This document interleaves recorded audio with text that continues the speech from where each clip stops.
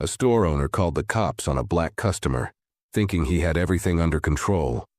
But just 5 minutes later, something happened that turned his entire world upside down. What went wrong? You won't believe how this ends. Before we start, let us know in the comments where you're watching from. And if you enjoy this story, don't forget to like, share, and subscribe to our channel for more.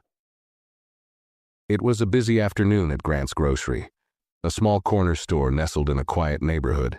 The store was packed with regular customers, many chatting as they shopped for their weekly essentials. Behind the counter stood Mr. Grant, the owner, a man who prided himself on running his business the old-fashioned way. He carefully watched every customer who entered, his sharp eyes scanning for anything he deemed unusual. It wasn't unusual for him to scrutinize people. In his mind, it was just good business. But today, his focus was sharper than usual. The bell above the door chimed and a young man named Marcus walked in. He had a confident air about him, dressed neatly in a button-up shirt and carrying a small backpack slung over one shoulder. He greeted the cashier with a polite nod and grabbed a shopping basket from the stand near the entrance. Mr. Grant stiffened. He didn't recognize Marcus, and his mind immediately raced with assumptions. New faces always made him uneasy, but something about Marcus unsettled him even more. Mr. Grant barely noticed the stream of other customers walking in and out, his eyes now locked on Marcus. Marcus moved down the aisles with a calm demeanor, pausing occasionally to pick up a box of cereal or a can of soup. He pulled out his phone, tapping a few notes as he checked items off his shopping list. Mr. Grant leaned forward slightly, narrowing his eyes as he watched. "What's he doing with that phone?" he muttered under his breath. The way Marcus glanced at the shelves and then back at his phone only fueled his suspicions. It didn't matter that Marcus was doing nothing out of the ordinary. Mr. Grant had already made up his mind. As Marcus turned down the refrigerated section to grab a carton of milk, Mr. Grant stepped out from behind the counter. His heart pounded, but he told himself it was just adrenaline. "You've got to stay on top of these things," he thought. He approached Marcus slowly, the heavy soles of his shoes clunking against the tiled floor. Marcus, oblivious to the attention, was reading the label on a juice bottle when Mr. Grant's voice cut through the air. "What do you think you're doing?" Mr. Grant's tone was sharp, his words loud enough to turn a few heads nearby. Marcus looked up, startled. He blinked, confused for a moment before replying, "I'm just shopping." He held up his basket as if to prove his point, the items inside clearly unpaid but untouched. Mr. Grant's suspicion only deepened. "That backpack of yours," he said, pointing at it. "What's in there? You think I didn't notice you looking around like that? Trying to sneak something into your bag, huh?" His voice grew louder, attracting even more attention. Marcus froze, his expression shifting from confusion to disbelief. "Excuse me? I'm not stealing anything," he said firmly but respectfully. "I can show you what's in my bag if you want, but I'm just here to buy groceries." Mr. Grant waved him off. "I don't need your excuses," he said. "I've seen this before. People like you think you can walk in here and take whatever you want without paying. Well, not in my store." His words hung in the air, heavy with implication. Marcus's face hardened. He stood his ground, his voice calm but firm. "I haven't done anything wrong. You're making a mistake." The tension in the store was palpable now. Customers had stopped browsing to watch the scene unfold. A woman standing nearby quietly pulled out her phone, hitting the record button as Mr. Grant jabbed his finger toward Marcus. "I've had enough of this," he snapped, storming toward the counter to grab the phone. He dialed the police, loudly announcing that there was a shoplifter refusing to leave. Marcus stood still, his grip tightening on the basket. His mind raced, not because he was guilty, but because he couldn't believe this was happening. As he looked around, he noticed the eyes of other shoppers, some filled with pity, others with judgment. He took a deep breath, knowing he'd done nothing wrong, but as Mr. Grant barked into the phone, Marcus felt a chill run down his spine. This situation was about to spiral out of control, and he wasn't sure what would happen next. Minutes felt like hours as Marcus stood in the middle of the store gripping his basket tightly. The tension in the room was suffocating, with every pair of eyes locked on him. A mother shopping with her child gave him a small, sympathetic glance, but quickly turned away when Mr. Grant shot her a sharp look. The sound of sirens in the distance grew louder, making Marcus's heart pound in his chest. He wasn't scared of the truth. He knew he hadn't done anything wrong, but he also knew how quickly situations like this could escalate. The police car screeched to a halt in front of the store. 2 officers stepped out, one of them adjusting his belt as he surveyed the scene through the glass doors. Mr. Grant stood near the entrance, his arms crossed, his face flushed with self-righteous anger. As the officers entered, he greeted them with an air of authority, quickly launching into his version of events. "I caught him red-handed," Mr. Grant said, jabbing his thumb toward Marcus. "He's been sneaking around my store, acting suspicious, probably trying to pocket some of the merchandise. I've had problems like this before, so I know how to spot it." The taller officer, a man in his 40s with a calm demeanor, raised his hand to silence Mr. Grant. "Let's handle this one step at a time," he said. He turned to Marcus, his tone neutral. "Sir, would you mind explaining what happened here?" Marcus met the officer's gaze, his voice steady but laced with frustration. "I came here to shop," he said, lifting the basket slightly to show its contents. "I've got a list, and I've been checking it on my phone, that's all. He's accusing me of stealing for no reason." The officer nodded slowly, taking in Marcus's words.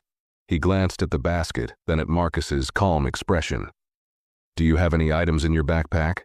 he asked, his tone professional but firm. Marcus exhaled deeply. "No," he said, slipping the backpack off his shoulder. "I'll open it if you want." He unzipped it and held it open for both officers to see. Inside were only a water bottle, a notebook, and a set of keys. The officers exchanged a quick glance, their expressions softening. Mr. Grant, however, wasn't ready to back down. "That doesn't prove anything," he barked, his voice rising. "He could have put something back when he saw me watching him." The officer turned back to Mr. Grant, his expression growing firmer. "Do you have any evidence that this man stole something? Did you see him take anything?" Mr. Grant hesitated, his confidence faltering for the first time. "Well, no," he admitted reluctantly, "but I know how these things go. People like him—" "Excuse me?" a voice interrupted sharply. A woman stepped forward, holding her phone up. It was the same customer who had been quietly recording. "People like him?" she repeated, her tone cutting. "I've been standing here the whole time, and all I've seen is him shopping like anyone else. This is ridiculous." A murmur of agreement rippled through the small crowd of customers. Several others nodded, voicing their support for Marcus. Mr. Grant's face reddened as he realized he was losing control of the situation.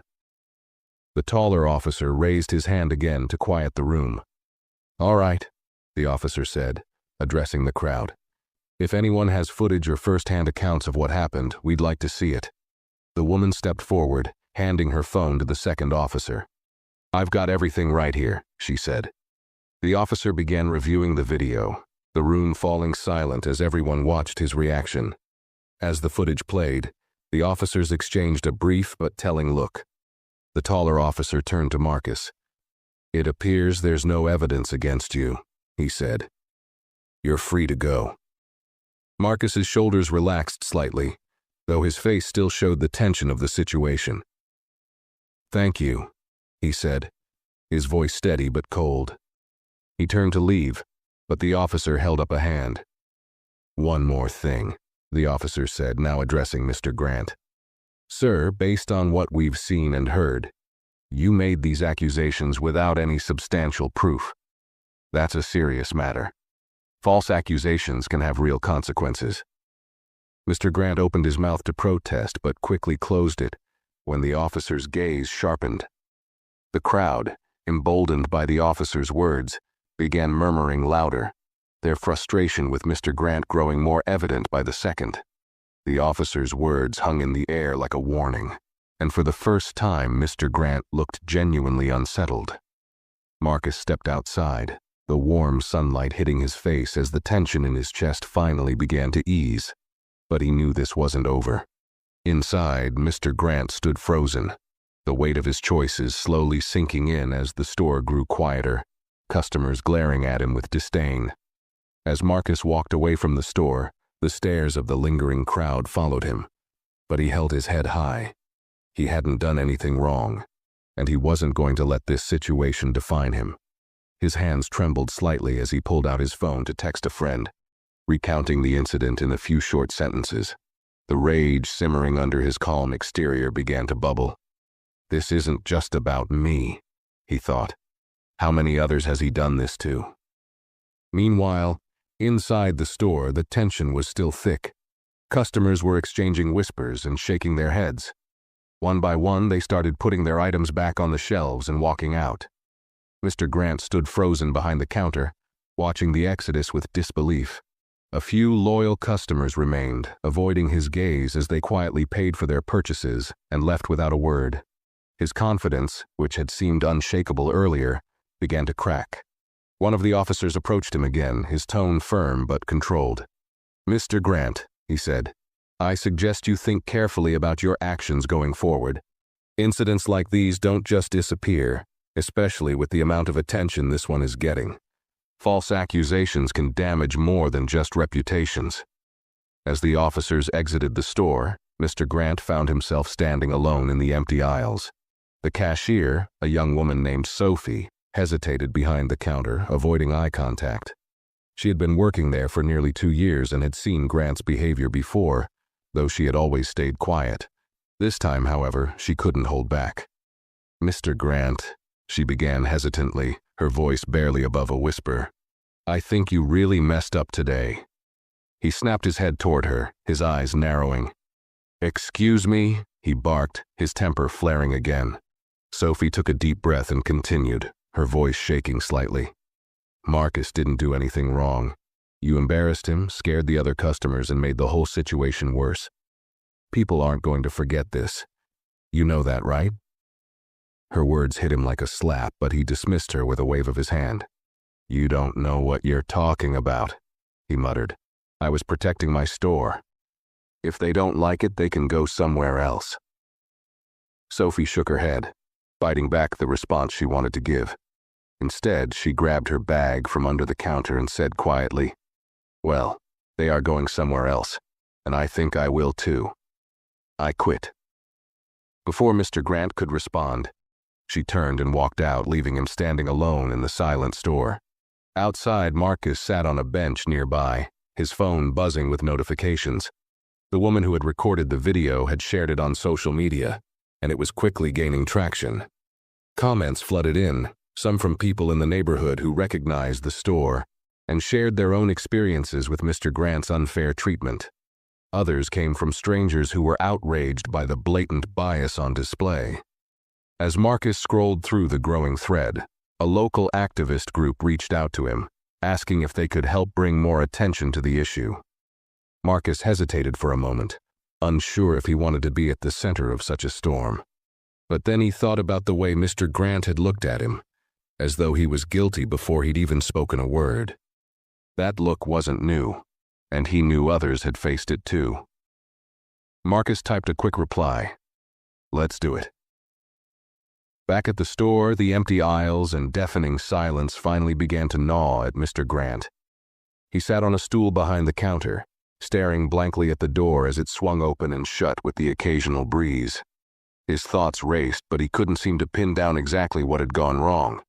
In his mind, he was still convinced he had done the right thing, even as doubt started to creep in. For the first time in years, he felt something unfamiliar. Fear, not for his safety, but for the future of his business.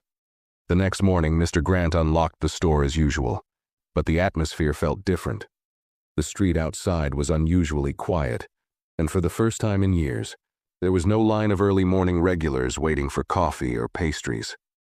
He glanced around nervously, brushing it off as an off day, and flipped the open sign in the window. The hum of the refrigerators and the faint buzz of the fluorescent lights were the only sounds in the store.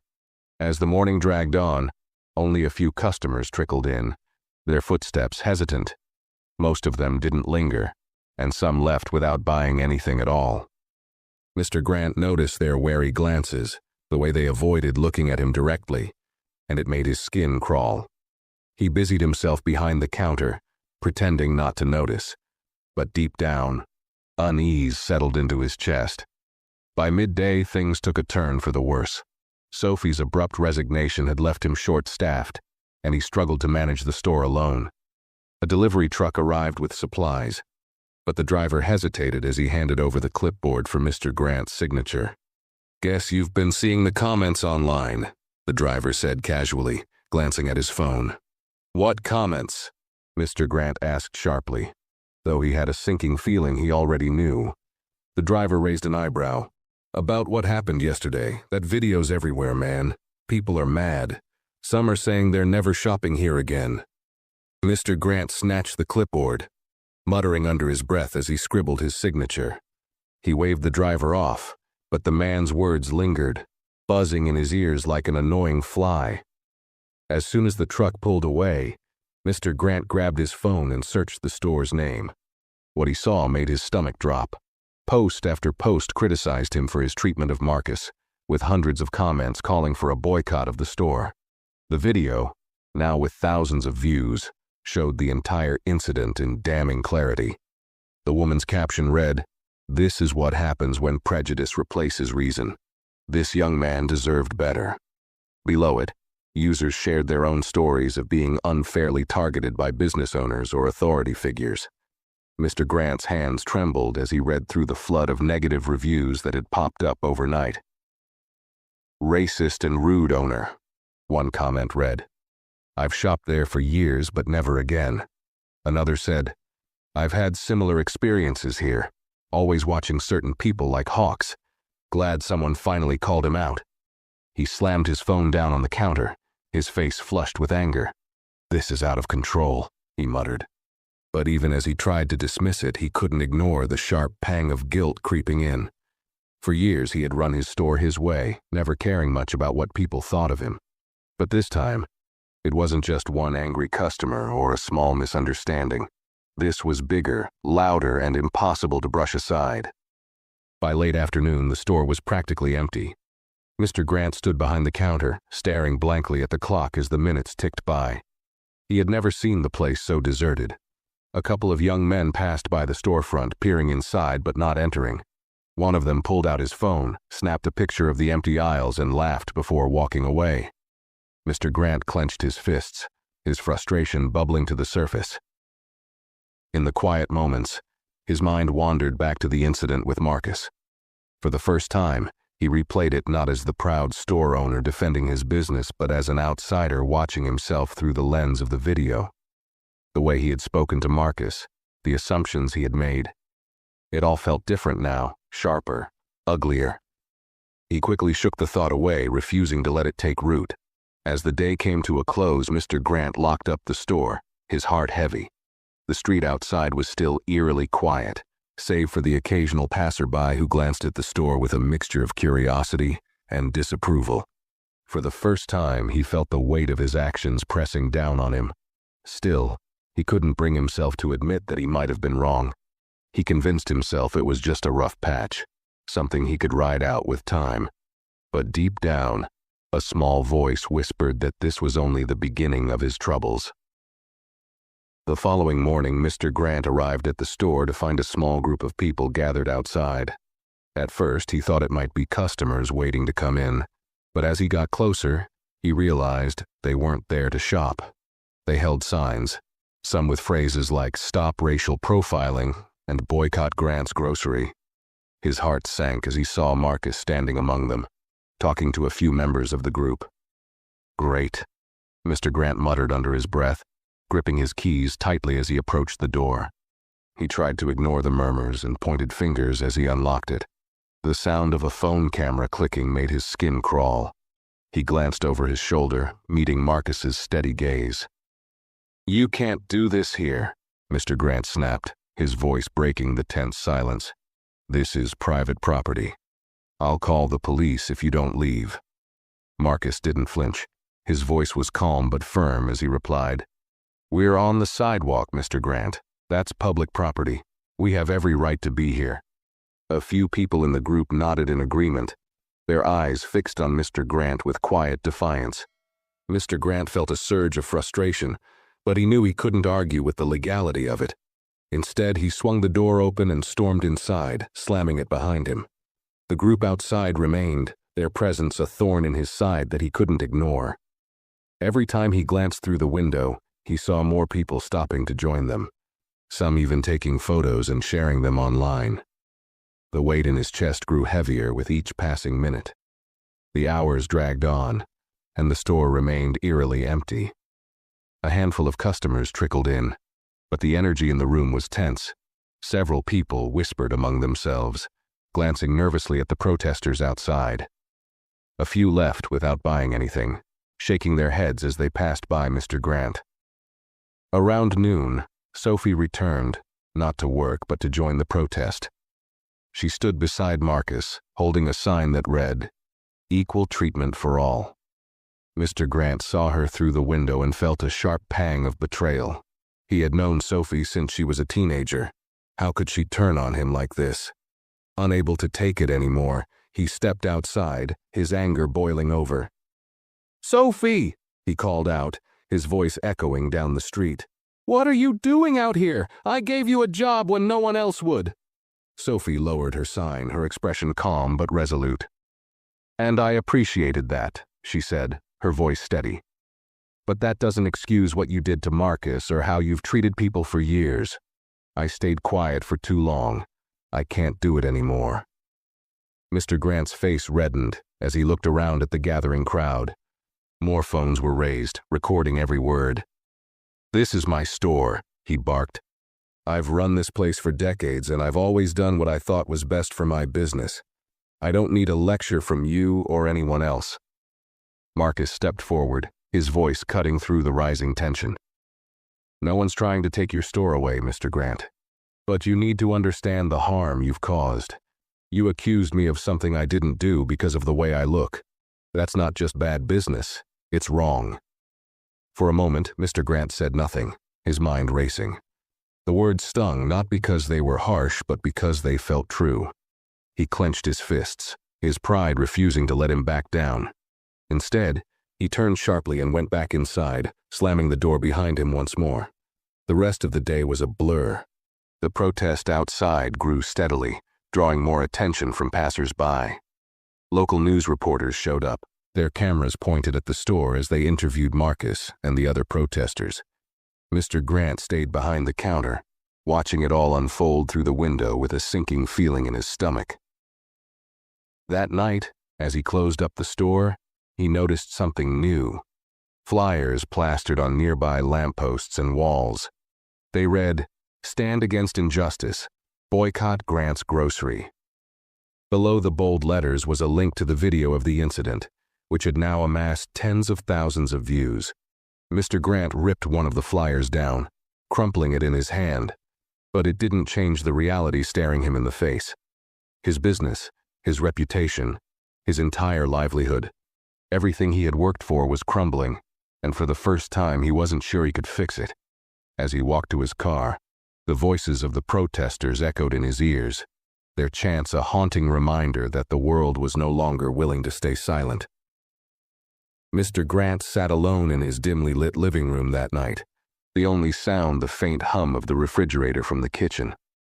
The day's events played over and over in his mind like a broken record. He couldn't shake the sight of Marcus's calm expression, the way Sophie had stood firm, or the growing crowd that had gathered outside his store. His hands clenched into fists as frustration bubbled to the surface. "It's not my fault," he muttered aloud to no one.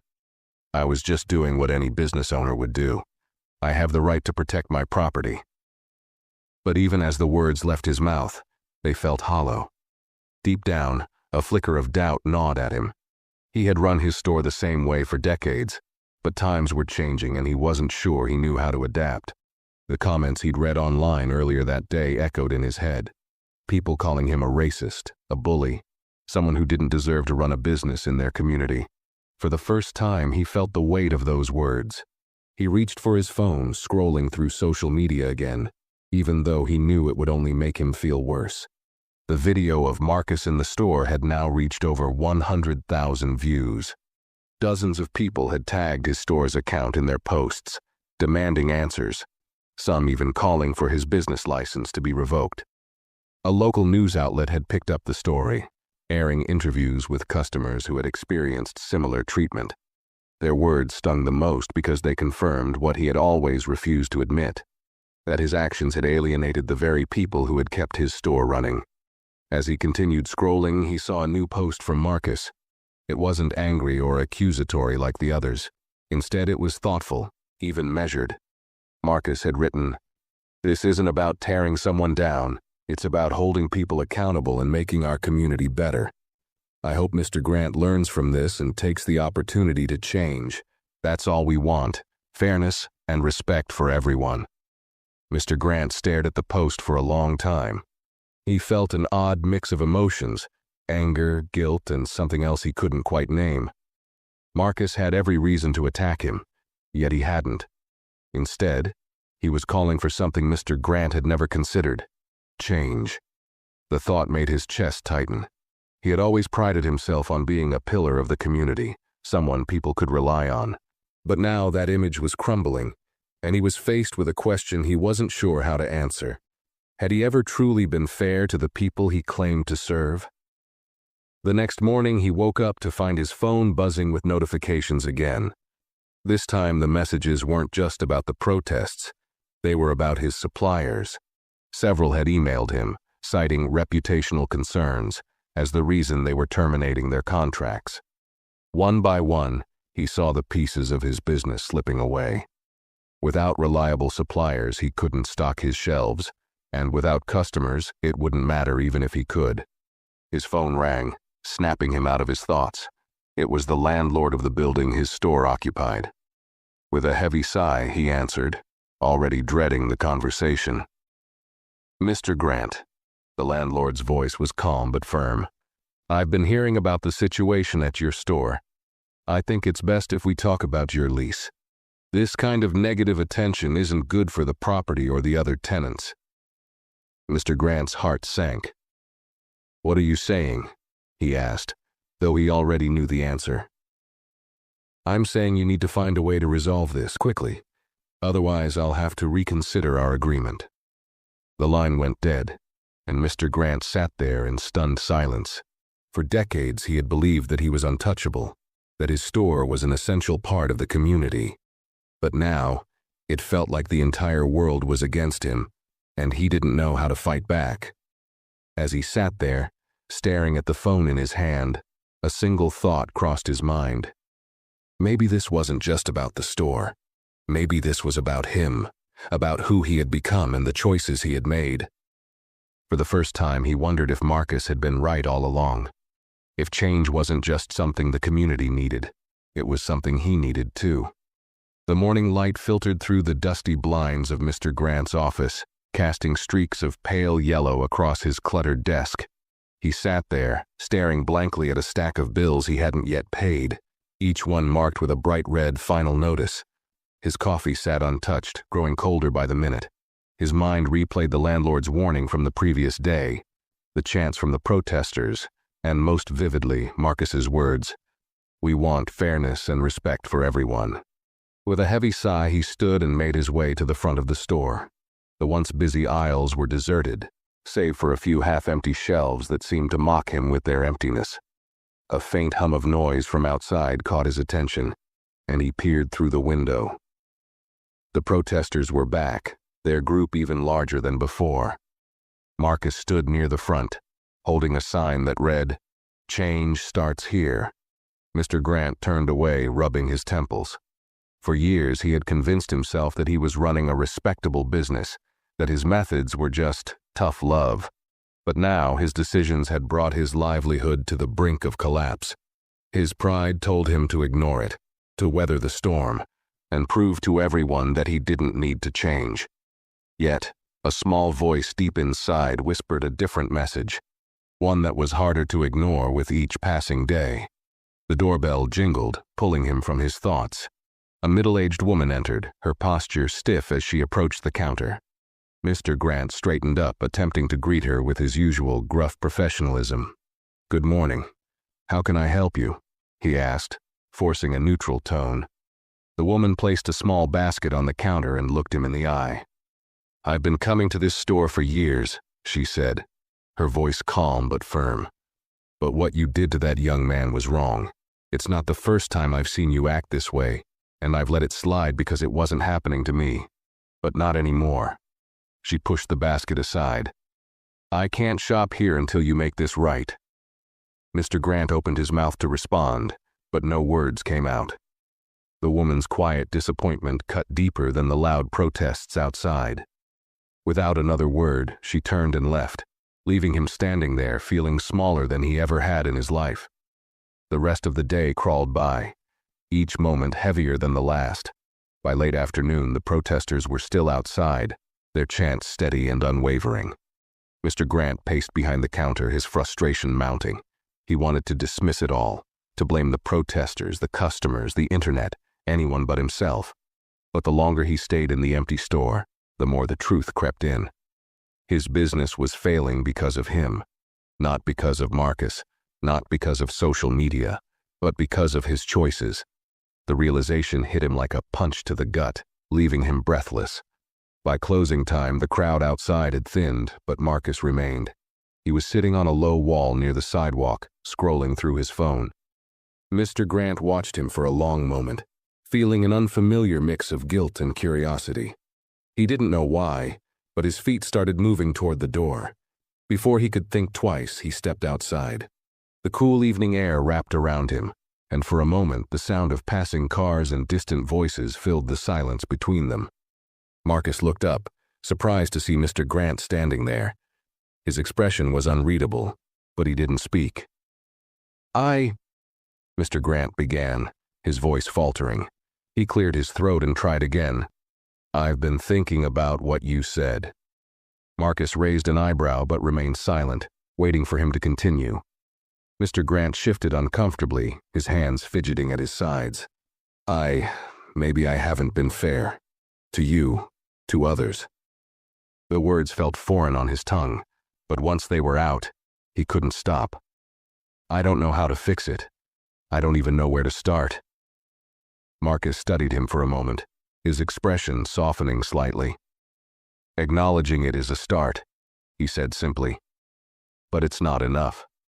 You have to be willing to listen, to learn, and to actually change."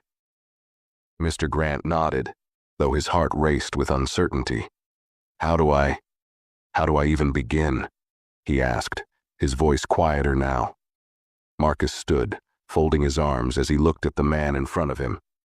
"That's something you have to figure out, but it starts with owning what you've done, to me, to others.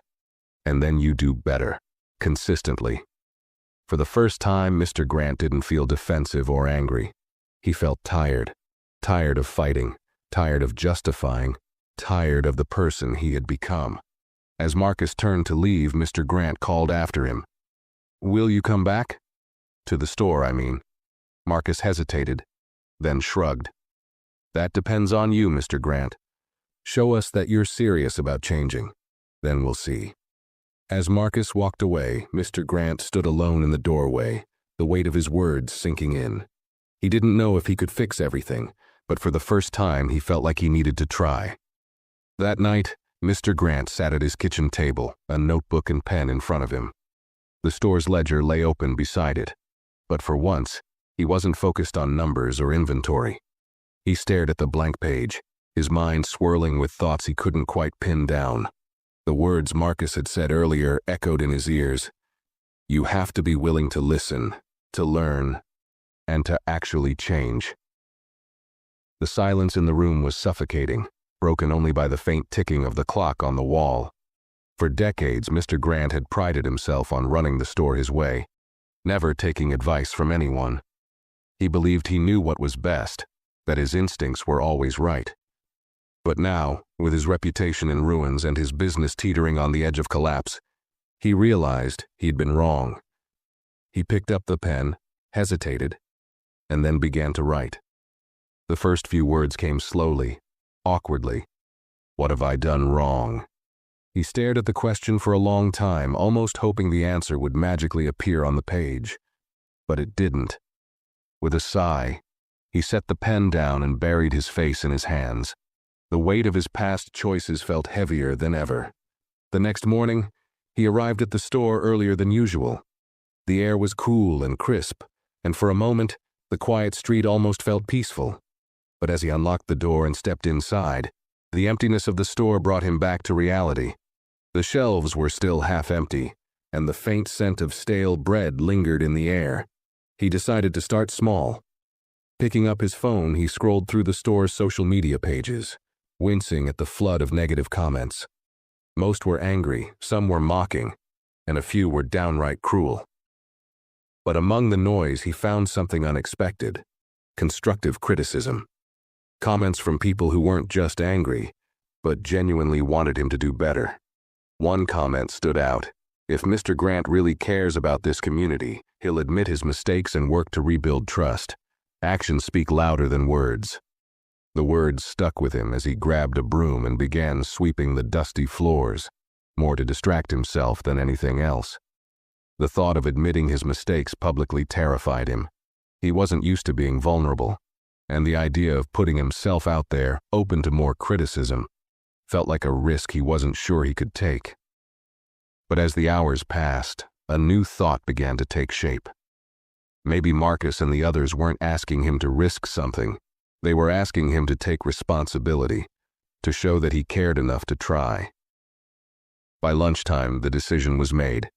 Mr. Grant wiped his hands on a rag, took a deep breath, and walked outside.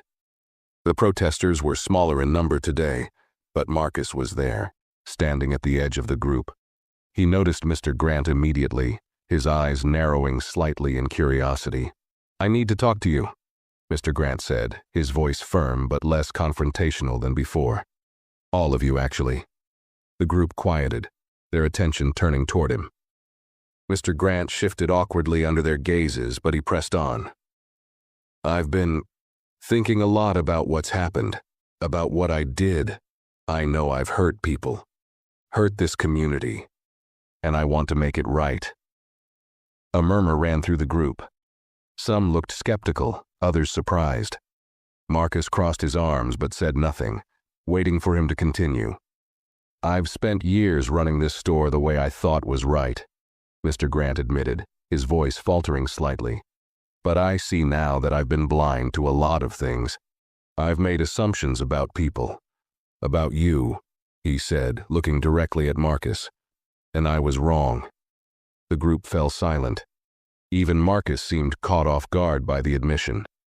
Mr. Grant took another deep breath, his hands gripping the edge of the doorway. "I know words aren't enough. I need to show you that I mean it. So I'd like to invite anyone here to come inside. Tell me what you think needs to change. Help me make this place better." For a moment, no one moved. The group exchanged glances, whispering among themselves. Finally, Marcus stepped forward. "You really mean that?" he asked, his tone cautious. Mr. Grant nodded. "I do. I'm not saying I'll get it right overnight, but I want to try, and I'm asking for your help." Marcus studied him for a long moment, then nodded slowly. "All right," he said. "Let's see if you're serious." As Marcus and a few others stepped inside the store, Mr. Grant felt a flicker of hope. It wasn't much, but it was a start. For the first time in a long while, he felt like he was moving in the right direction. Inside the store, the atmosphere was tense but quiet. Marcus and a few members of the group walked cautiously through the aisles, their eyes scanning the space. The shelves, half-stocked and dusty, seemed to reflect the crumbling state of the store itself. Mr. Grant stood behind the counter, gripping its edge as if it were the only thing keeping him upright. He didn't know what to expect, but he was determined to listen. "So," Marcus began, stopping in front of a shelf filled with canned goods. "What exactly do you want us to do here, Mr. Grant?"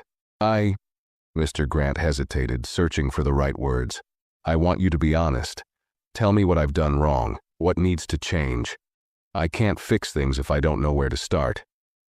Marcus raised an eyebrow, his arms crossed. That's not hard to answer. You've treated people in this community like they don't belong here. You've judged us, assumed the worst, and made it clear that you don't trust us. That's not how you run a business that's supposed to serve everyone. A young woman from the group chimed in, her voice firm. And it's not just what happened with Marcus.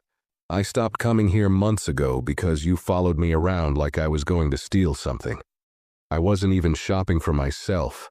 I was picking up groceries for my grandmother. Mr. Grant's face reddened, and he opened his mouth to defend himself, but stopped. He knew she was right. Instead, he nodded slowly. I didn't realize how much harm I was causing, he admitted. But I see it now. I've been wrong, and I want to do better. I just need to know how. Marcus leaned against a nearby shelf, studying Mr. Grant carefully. It's not just about the store, he said. It's about you.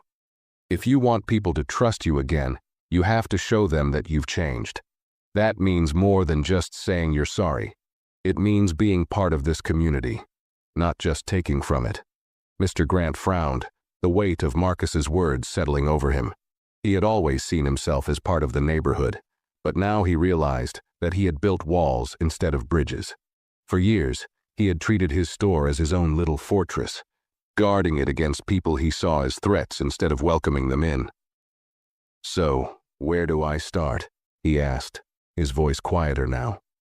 What can I do to show people I mean it? Marcus exchanged a glance with the young woman and the others in the group. After a moment, he spoke. First, you need to apologize. Not just to us, but to the whole community. Own what you did and let people know you're serious about making amends. And second, start giving back. This store has been here for decades, but what have you done for the people who've supported it? Mr. Grant felt a pang of guilt. Marcus's words cut deep, but he couldn't deny their truth. You're right, he said, his voice thick with emotion. I haven't done enough for this community, but I want to change that. Tell me how. A small smile tugged at the corner of Marcus's mouth. Well, he said, there's a food drive happening this weekend at the community center. You could start by donating and volunteering. It's a good way to show people that you care. The young woman nodded in agreement. And maybe think about hosting something here, like a neighborhood event or a free meal day. Something that brings people together. Mr. Grant listened intently, nodding as they spoke. The ideas felt daunting, but for the first time he also felt a glimmer of hope. Okay, he said finally. I'll do it. I'll start with the food drive. Marcus straightened, his expression softening slightly. Good. But remember, this isn't a one-time thing. If you're serious about changing, it's going to take time and effort. People are watching, and they won't trust you overnight. I understand, Mr. Grant said, his voice steady. I'm ready to put in the work. As the group prepared to leave, Marcus turned back to him. We'll hold you to that, he said. And for what it's worth, I hope you prove us wrong. Mr. Grant nodded, a mix of determination and nervousness settling in his chest. As the door closed behind them, he stood alone in the quiet store, feeling a sense of purpose he hadn't felt in years. He knew the road ahead would be difficult, but for the first time, he believed it might also lead to something better. The next few days passed in a blur for Mr. Grant. His mornings, once spent counting cash and organizing inventory, were now filled with something far less familiar: self-reflection and planning. He made a call to the community center to confirm the details of the food drive Marcus had mentioned, feeling an unusual mix of nerves and determination as he offered to contribute both supplies and his time. Word spread quickly. The news that Mr. Grant, the man who had caused so much anger, was now volunteering, brought mixed reactions. Some were skeptical, dismissing it as a hollow attempt to save face. Others were cautiously optimistic, willing to give him the benefit of the doubt, but waiting to see if his actions would match his promises. On the morning of the food drive, Mr. Grant arrived at the community center with the trunk of his car packed full of canned goods, dry food, and other essentials. He had raided the store's inventory the night before, carefully selecting items that he thought would make a meaningful contribution. As he unloaded the boxes, a few volunteers shot him wary glances, their conversations quieting as they noticed him. Marcus was there too, sorting donations into neat piles. He looked up when Mr. Grant approached, his expression unreadable. "Didn't think you'd show up this early," Marcus said, his tone neutral. "I figured it was the least I could do," Mr. Grant replied, setting down a box. "I wanted to help." Marcus studied him for a moment before nodding. "Well, grab some gloves. We've got a lot of work to do." The hours that followed were unlike anything Mr. Grant had experienced in years. He found himself elbow-deep in tasks he never thought he'd be doing, unpacking donations, organizing boxes, and greeting people who came to pick up food. At first, the interactions were stiff.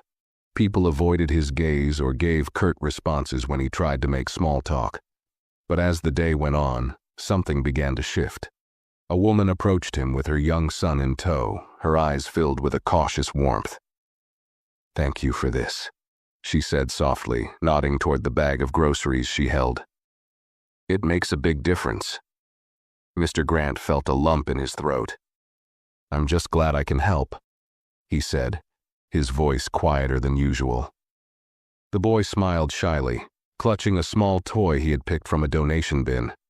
For the first time in what felt like forever, Mr. Grant felt a genuine connection to the people around him. By mid-afternoon, he noticed Marcus watching him from across the room. Mr. Grant wasn't sure what the younger man was thinking, but he chose not to dwell on it. Instead, he focused on his work, determined to prove, if not to Marcus then to himself, that he could be better. As the food drive wound down, Mr. Grant found himself standing beside Marcus, stacking the last of the empty boxes. The silence between them was heavy but not hostile. Finally, Marcus spoke. "You did good today." Mr. Grant glanced at him, surprised. "Thanks," he said, his voice almost uncertain. "I'm just trying to make things right." Marcus shrugged. "It's a start. But like I said before, it's not just about today. People will remember what you did before, but they'll also notice what you do now." "I know," Mr. Grant replied, his tone serious. "And I'm not expecting people to forgive me overnight. But I'm willing to keep trying." Marcus looked at him for a long moment before nodding. "Good. Keep showing up. That's how you build trust." As the last of the donations were packed up and the volunteers began to leave, Mr. Grant lingered for a moment, watching the others. There was a warmth in the room, a sense of purpose he hadn't felt in years. For the first time, he realized what he had been missing, not just in his business, but in his life. When he returned to the store that evening, it felt different. The aisles were still quiet and the shelves still sparse, but for the first time, he didn't feel defeated. Instead, he felt a spark of something he hadn't allowed himself to feel in a long time: hope. The day after the food drive, Mr. Grant stood behind the counter of his store, staring at a notebook filled with hastily written ideas. The suggestion from one of the protesters about hosting a neighborhood event had been circling in his mind. It wasn't just about apologizing anymore. It was about making people feel welcome again, about proving that he was genuinely committed to change. He spent the morning brainstorming, scribbling down thoughts and crossing most of them out. A free meal day, a discount for regulars, a community meeting in the store. Each idea felt promising for a moment before doubt crept in. He knew he couldn't undo the damage overnight, but he was determined to take action. By midday, he had settled on an idea. He'd host an open house at the store, a day where people could come, share their thoughts, and enjoy refreshments. It wasn't grand or complicated, but it felt right. He wanted to hear from the community, to understand what they needed and how he could better serve them. With a deep breath, he picked up his phone and called the local printer. He ordered flyers to announce the event, making sure to emphasize that it was about listening and reconnecting. He then stepped outside to tape one of the flyers to the store window. As he pressed the tape down, he noticed a few passers-by stopping to read it. Their expressions varied, some skeptical, some curious, but none hostile. It was a small win. That evening, he made another call. this time to Marcus. The phone rang a few times before Marcus picked up, his voice cautious. "Hello, it's Mr. Grant," he said, his words stumbling slightly. "I wanted to let you know I'm hosting an open house at the store this weekend. I'd really appreciate it if you came. I want your input, and your presence might help others feel comfortable coming too." There was a long pause before Marcus spoke. "You're really going through with this?" "Yes," Mr. Grant replied firmly. "I need to. I'm serious about changing, and I want to hear from everyone, especially you." Marcus sighed, his tone softening. "All right, I'll be there, but don't expect this to be easy. People are still angry, and some won't want to talk to you." "I understand," Mr. Grant said, though his stomach twisted at the thought. "Thank you." As he hung up, he felt a flicker of anxiety, but also a sense of determination. This was his chance to prove himself, and he wasn't going to waste it. The day of the open house arrived, and Mr. Grant stood near the entrance of the store, nervously adjusting the tablecloth on a folding table he had set up. It was laden with refreshments, cookies, coffee, and small sandwiches. A sign beside the table read, "Welcome to our community open house. Share your thoughts." He glanced at the clock. The event was scheduled to start in 10 minutes, and so far no one had arrived. His heart sank as he imagined an empty store, his efforts wasted. But just as doubt began to consume him, the doorbell jingled.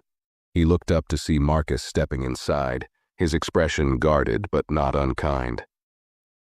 "Looks good," Marcus said, nodding toward the table. "You're really pulling out all the stops, huh?" "Trying my best," Mr. Grant replied with a nervous chuckle. "Thanks for coming." Marcus didn't respond immediately, but instead began walking the aisles, taking in the space. As he did, a few more people trickled in. An older woman, a man with his teenage son, and eventually Sophie, the former cashier.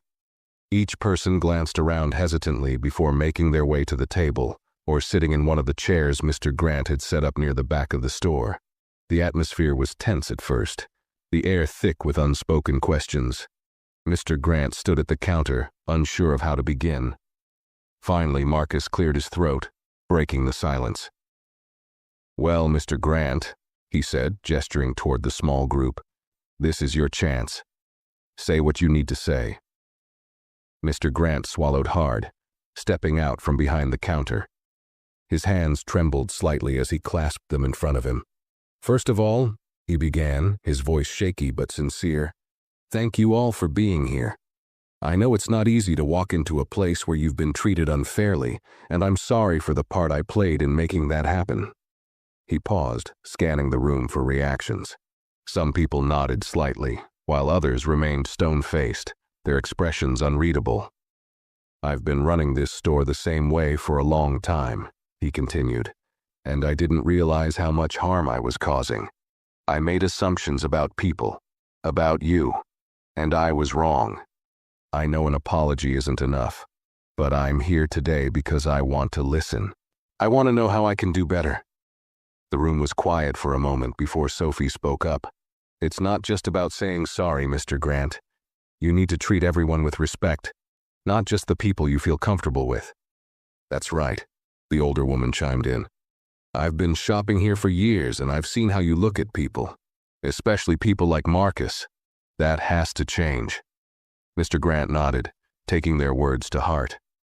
"You're right," he said, "and I'm committed to doing better. I want to work with the community, not against it."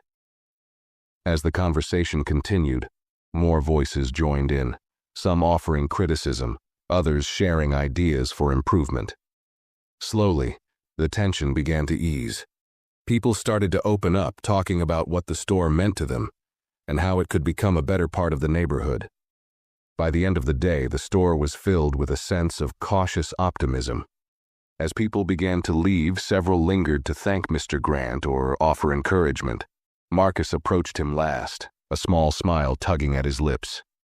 "You did good today," he said, his tone almost approving. "But like I said before, this is just the beginning." Mr. Grant nodded, feeling the weight of Marcus's words. He still had a long way to go, but for the first time in years, He felt like he was moving in the right direction. The days following the open house were a whirlwind for Mr. Grant. Word of the event spread quickly throughout the neighborhood. Some people praised him for taking the first step, while others remained skeptical, wondering if his newfound humility was genuine or just a desperate attempt to save his failing business. Mr. Grant didn't blame them for their doubts. He knew he had a long road ahead to rebuild trust, and it would take more than one event to prove himself.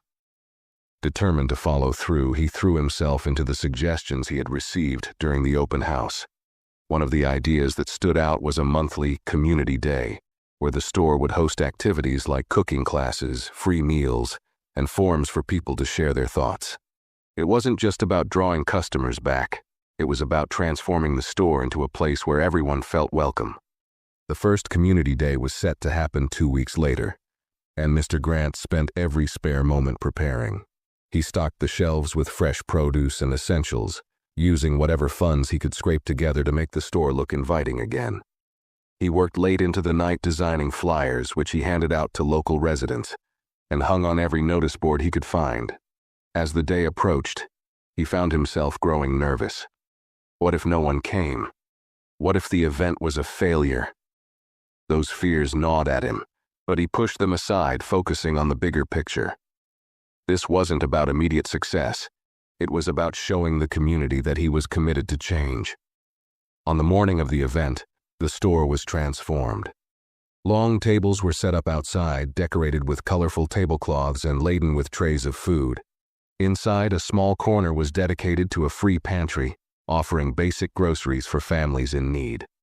A chalkboard sign at the entrance read, "Welcome to Community Day, a fresh start." As the clock struck 10, Mr. Grant stood by the door, greeting the first few visitors with a mix of nervousness and hope. The turnout started small, but as the hours passed, more and more people arrived. Families, seniors, and even some of the protesters who had once stood against him began to filter in, curious to see what the event was all about. Among the crowd was Marcus, who arrived mid-morning with a group of volunteers from the community center. He watched from a distance at first, observing how Mr. Grant interacted with the guests. To his surprise, the old man seemed genuinely engaged.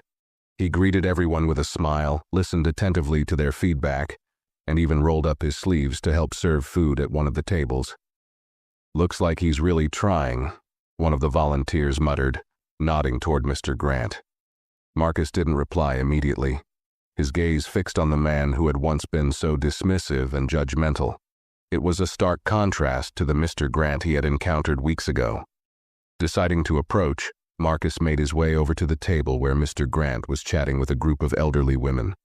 When the conversation ended, Mr. Grant turned to see Marcus standing nearby. "Marcus," he said with a small smile, wiping his hands on a dish towel. "Glad you could make it." Marcus crossed his arms, his expression neutral. "I wanted to see for myself how serious you are." "And?" Mr. Grant asked, his voice steady but tinged with nervousness. Marcus tilted his head, considering his response. "You're off to a good start," he said finally. "But like I told you before, it's not just about one event. It's about showing up every day, proving to people that you've changed." "I know," Mr. Grant replied, "and I'm ready to do that. This store isn't just mine, it belongs to the community. I see that now, and I want to do right by everyone." For a moment, neither man spoke. Then Marcus extended a hand. "If you're serious, I'm willing to help, but I'll hold you to your word." Mr. Grant hesitated for just a second before shaking Marcus's hand. "I wouldn't expect anything less." As the day went on, the event gained momentum. Children played games on the sidewalk while parents browsed the free pantry. Conversations filled the air, and for the first time in weeks, the store felt alive again. Even Sophie showed up, smiling as she helped distribute supplies to families in need. By the end of the day, Mr. Grant was exhausted but deeply satisfied. The feedback he received was overwhelmingly positive, with many people expressing cautious hope that the store could become a true part of the neighborhood again. As he stood by the door, waving goodbye to the last of the guests, he felt something he hadn't experienced in years: gratitude.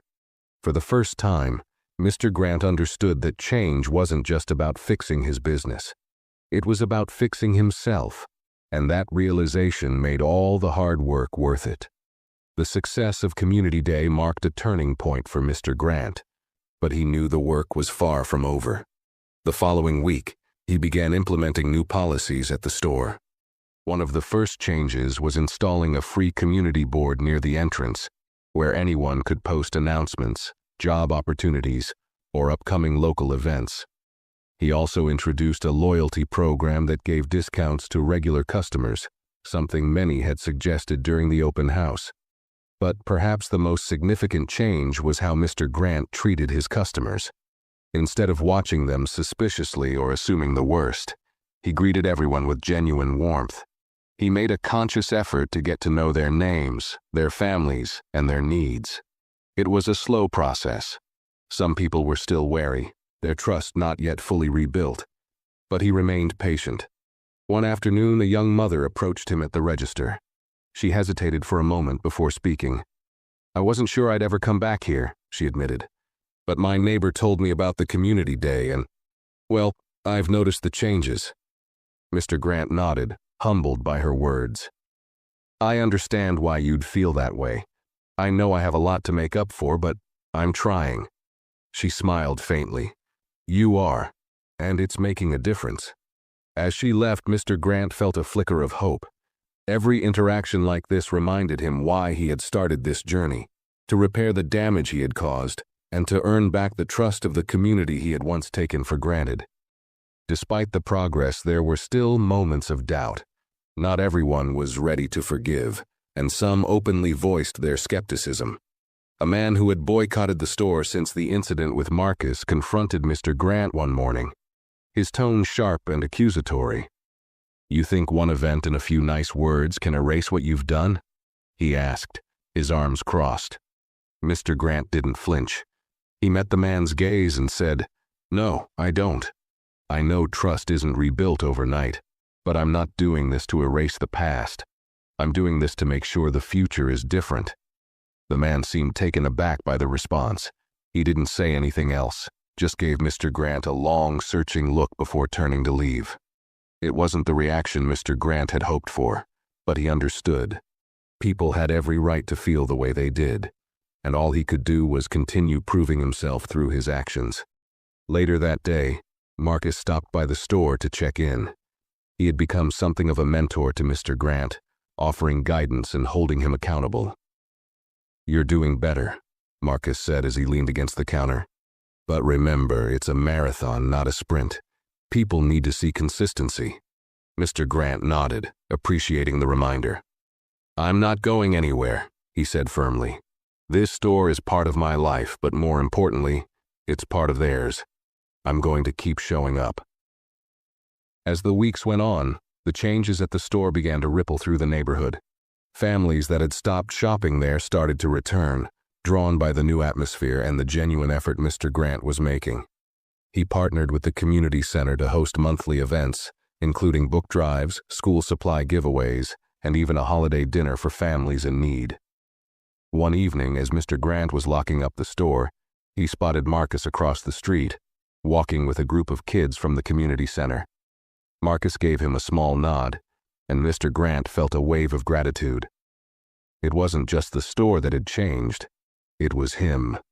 For the first time in years, he felt connected to the people around him, not as a distant figure behind a counter, but as someone who truly cared.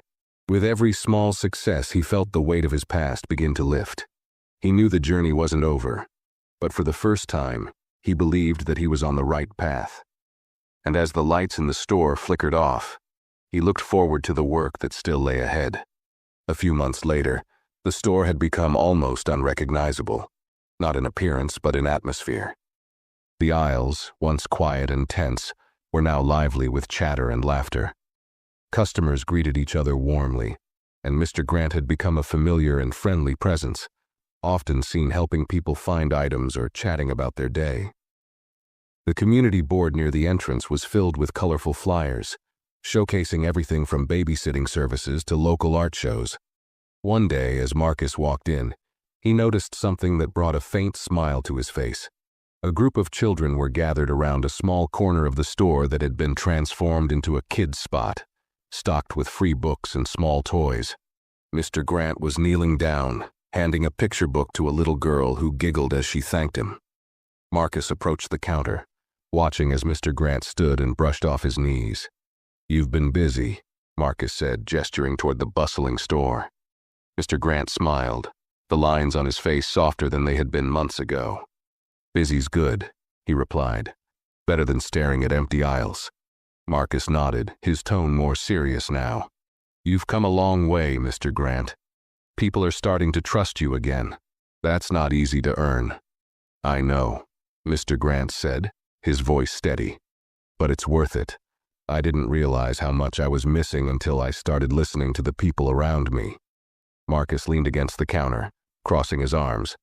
"So, what's next? You've done a lot, but this can't just stop here." Mr. Grant chuckled. "I don't plan on stopping. The store is just the beginning. I've been thinking about other ways to give back. Maybe sponsor a scholarship fund or start a program to support local businesses." Marcus raised an eyebrow, clearly impressed. "That's big." "Well," Mr. Grant said, a twinkle of humor in his eye, "if I've learned anything these past few months, it's that big changes start with small steps." Marcus smiled, his respect for the man now genuine and unwavering. "You're right about that."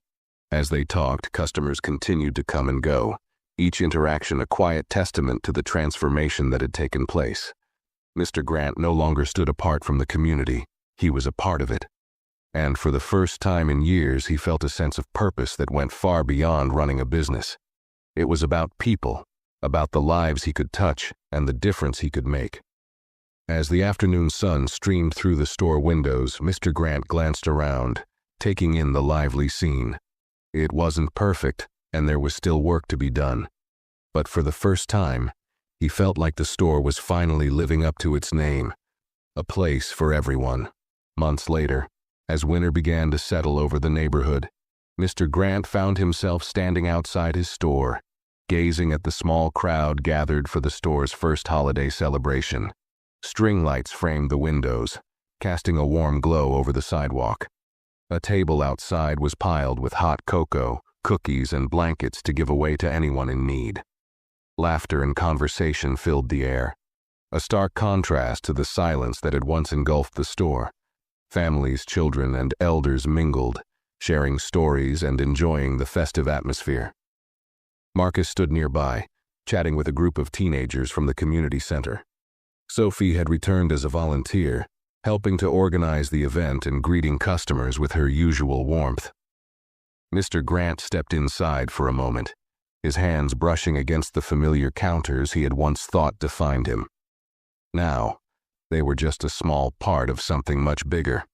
The store wasn't just a place of business anymore. It was a gathering spot, a resource, and most importantly, a symbol of what could happen when someone truly listened and committed to change. As the evening wound down, Marcus approached him with a plate of cookies and a grin. "You know," Marcus said, "when I first walked into this store months ago, I never thought I'd see it like this. You proved me wrong." Mr. Grant laughed softly, taking the plate. "I proved myself wrong, too. I thought I had it all figured out, but I've learned more in the past few months than I did in decades of running this place." Marcus nodded, his tone thoughtful. "That's the thing about change. It doesn't end. You keep growing, keep learning." Mr. Grant smiled, looking out at the crowd one last time. "I'm starting to see that."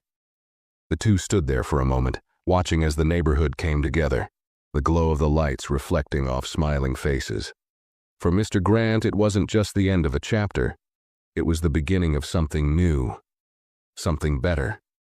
And as the sound of laughter filled the air, he knew one thing for certain. He was exactly where he was meant to be. Thanks for watching.